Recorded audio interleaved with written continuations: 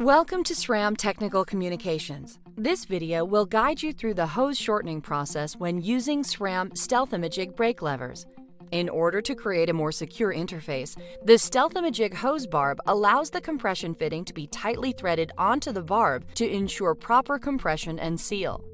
It is important that you follow the procedures outlined in this video to ensure optimal performance of your SRAM Stealth-a-majig brake levers.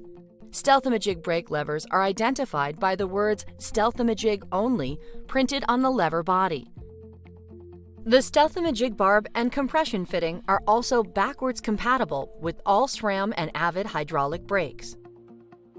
You will need the following tools and supplies: a T8 Torx wrench, an 8mm flare nut wrench, a torque wrench with an 8mm flare nut crowfoot socket, a hydraulic hose cutter, dot-compatible grease, safety glasses, and nitrile gloves.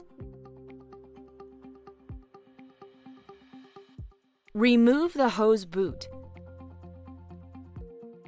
Use an 8mm flare nut wrench to loosen and remove the compression nut. Remove the hose from the brake lever body.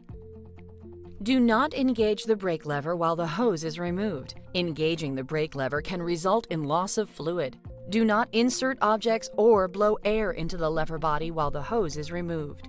Use a SRAM hydraulic hose cutter to cut the excess hose at the lever. Cutting the hose introduces air into the brake system. You must bleed the brakes to ensure optimal braking performance. Discard the excess hose, old hose barb, and compression fitting. Do not reuse the old hose barb and compression fitting. A small amount of dot fluid may drip from the hose when it is cut. This is normal. Apply dot-compatible grease to the threads of a new Stealth-a-majig hose barb. Use a T8 Torx wrench to install the hose barb into the hose until there is no gap between the hose barb and the hose. Make sure the hose barb is flush with the end of the hose.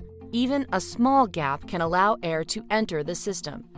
Do not over-tighten the hose barb. Over-tightening may cause damage to the hose liner. The compression fitting is reverse-threaded.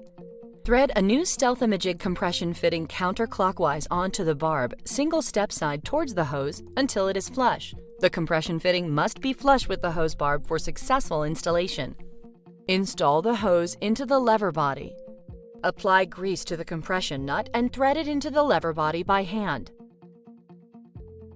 Use a torque wrench to tighten the compression nut to 8 Newton-meters. Reinstall the hose boot. You must bleed the brakes for optimal performance.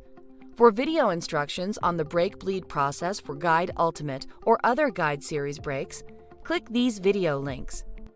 For brake bleed instructions for the full line of SRAM and Avid hydraulic brakes, go to sram.com/service.